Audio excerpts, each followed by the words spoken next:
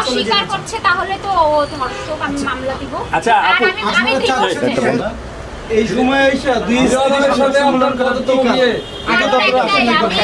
আজকে সকালে তার অফিসের সামনে আসার পরে রিয়ার সাথে আমার রাতে কথা হয়েছে। আমি অফিসের সামনে এসে তাকে ফোন দিয়ে পাচ্ছি না। রিয়া আমারে ফোন দিয়ে বললো তুমি কোথায়।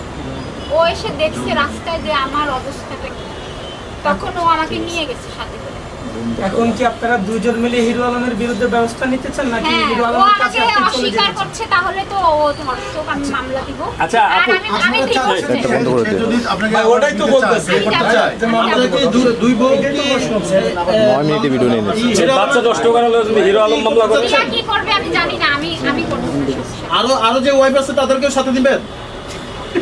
এক মিনিট, মিথিলাকে প্রশ্ন করা শেষ হলে আমার পাশে আছে ম্যাক্স অভি। আচ্ছা ম্যাক্স অভিকে প্রশ্ন করব। আপনি মিথিলা ওনার সাথে আপনারা পরিচিত হন। ওনার উনি অলরেডি পরিচিত। প্রশ্নটা শেষ হয় না। মিথিলা বলে না এখনো আপনি সংবাদ সম্মেলন ডাকছেন, আপনার অভিযোগগুলো আমার বলছেন। অভিযোগ একটাই, এখন আপনি যে কি করতে চান? সে চুরি করে আমার সাথে সংসার করবে, প্রকাশ্যে না।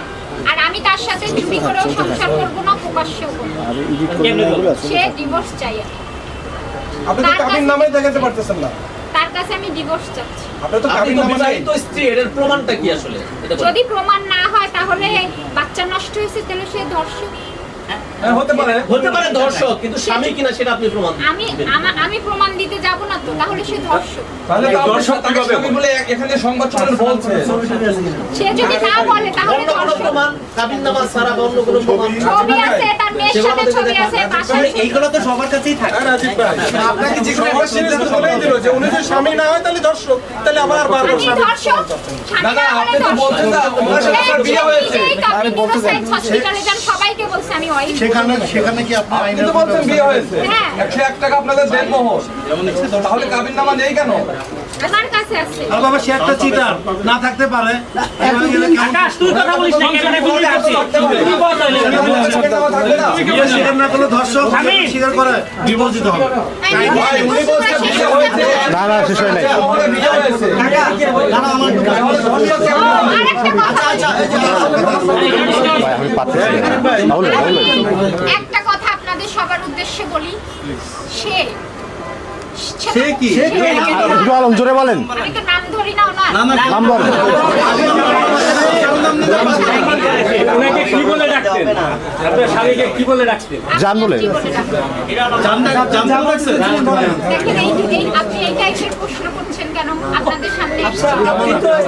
যেটা বলতে চাও বলো। আপনি ডিভোর্স চান হিরো আলমের কাছে। আমি কি বলি? আপনি বলেন উনি আমার একটু বলুন। কথাটা শুনুন। তার যে মা, যার স্বামী, তার তো নিজের মা না সে। তার যে স্বামী মারা গেছে, আমি 32 দিন সেবা করেছি।